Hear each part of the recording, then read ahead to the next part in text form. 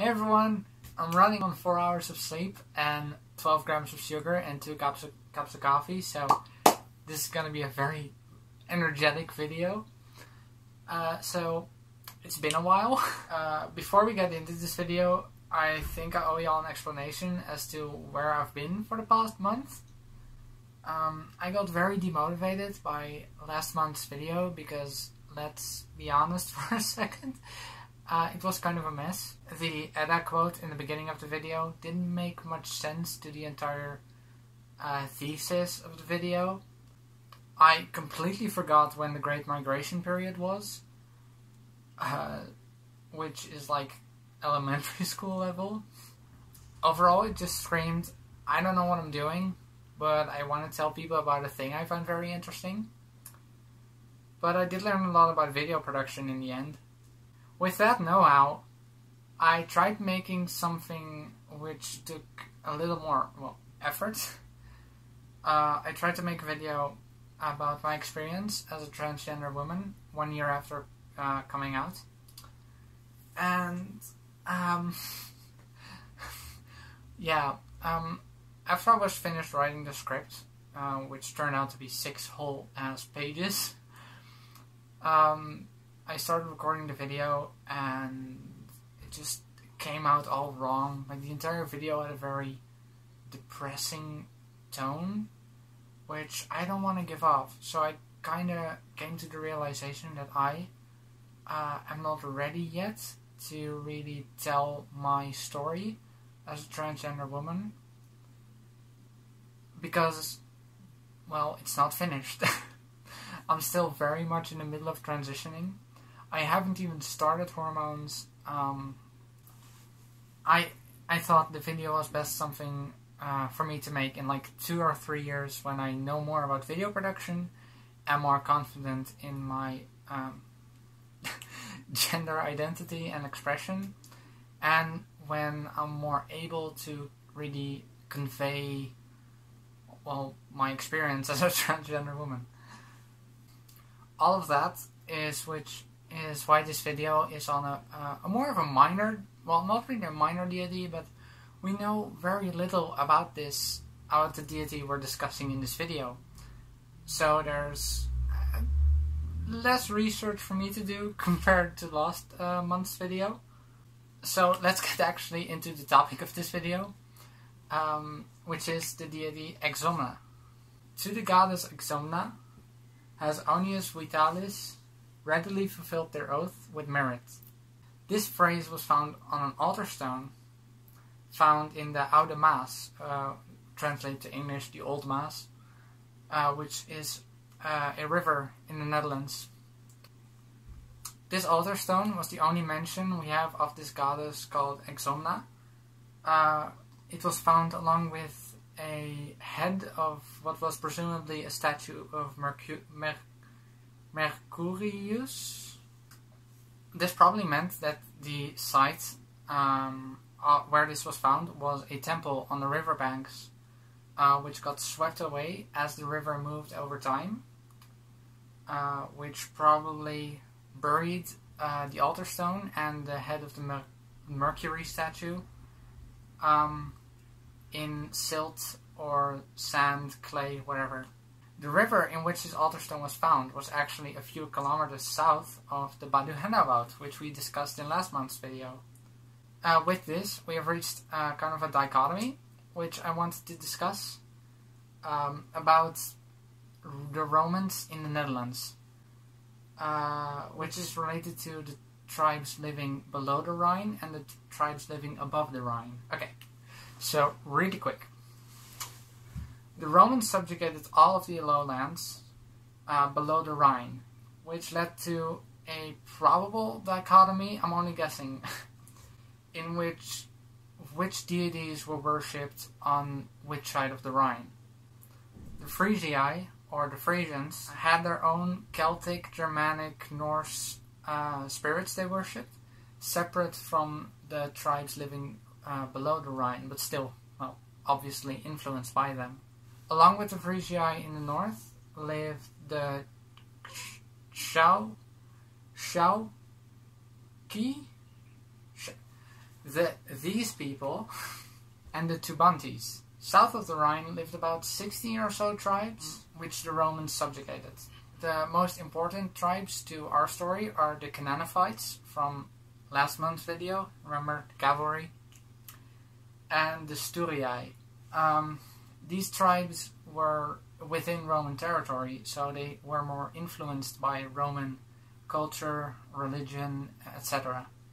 The Romans really appeared on top of the situation, so all of these peoples were just living there, and the Romans just kind of appeared and conquered all of the lands below the Rhine. But the stone, which we're talking about, was actually not found near the start of Roman conquest of the Lowlands, like in the previous video. We're talking about 200 years later, or maybe 350 years, and depending on in which time you guess the altarstone was found, because there's about a 150-year margin of error in dating the actual stone.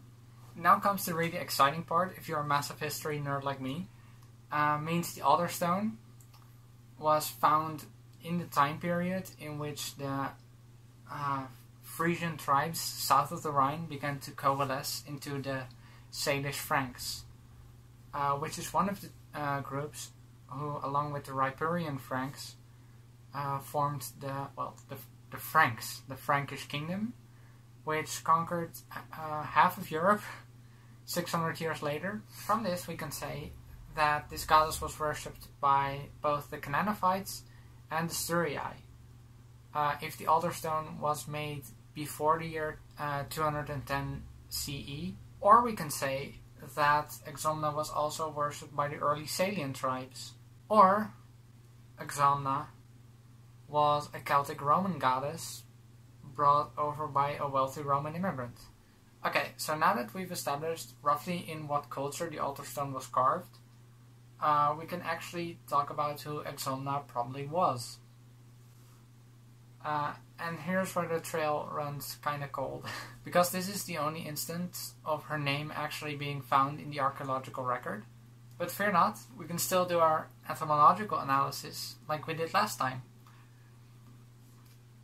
The name Exomna might sound a bit like Latin, because, well, it was carved in Latin. But it actually makes more sense in Celtic.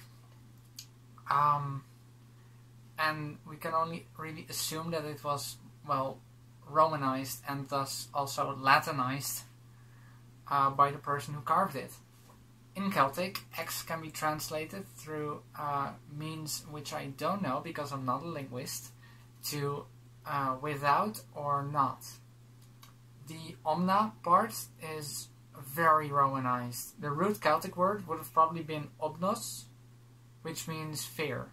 The paper Two Roman Wine Monuments included a source speculating about differing names for Exomna, including Exopnus, Exomnus, Exomna, Exomnius, and Exomnasius. At this moment during my research, I kind of realized something. What would happen if I just googled all of these names? And turns out there's another mentioning of a name similar to Exomna, Exomnianius. On a votive stone found in Domburg, Zeeland, this name appears as the last name of the person carving the stone. The stone was actually coincidentally dedicated to the goddess Nehelenia, which we're gonna make a video about soon, or in 5 months, because Nehelenia is like a very, very well documented goddess, and if I'm gonna do a video on her, I want to do it justice. The inscription on the votive stone reads, "To the goddess Nehelenia, Caius Exomnianius donated," which means, well, come on, it means he made a donation to the temple. Here's a votive stone by this man named Caius Exomnianius. And that's where the trail truly, runs cold. I think we can probably say from this that Exomna was a warrior goddess, or a local hero goddess, due to her name, meaning without fear. But because her name was adapted to a last name, I don't think we can say she was all that local. In my humble opinion, it's fair to say that she was a goddess of courage and likely worshipped for quite some time across a large area. But wait, I asked around on a pagan Discord server, and someone brought up the idea of Exomna maybe having a connection to the Disir. The Disir were female spirits from Norse mythology. They actually have their own holiday in Sweden still.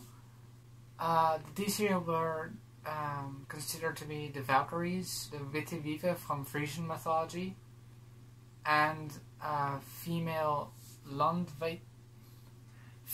this word, or Landdisir. And to be honest, I could see this connection if Exomna wasn't probably a major goddess, but a local deity. But with her name being adapted into a last name, I can't really comment either way on that.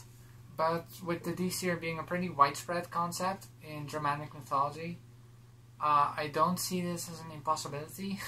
And that was it. No more tangents. We're done. Except for one.